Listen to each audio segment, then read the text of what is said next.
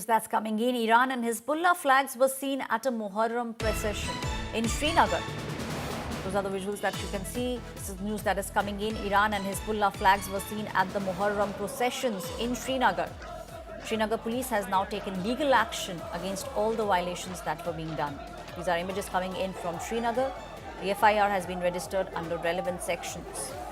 Protesters intended to evoke unrest across Jammu and Kashmir, a bid to disrupt the communal harmony. Accused have been identified and investigation is underway.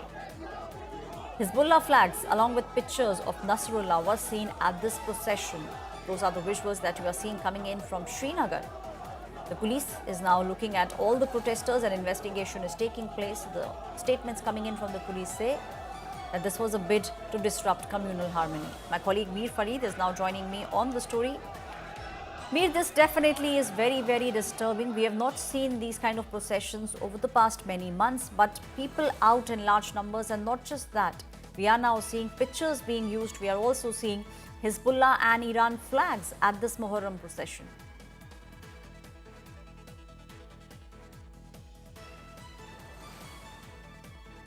Can you hear me, Mir?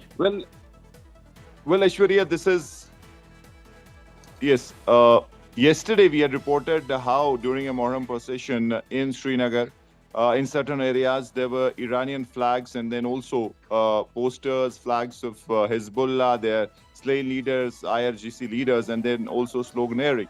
Now, if I can give you a context of the Muharram procession in the Kashmir Valley, they were banned in the last ever since the gun raised its head, there used to be violence, so they were banned because this threatened the public law and order according to authorities.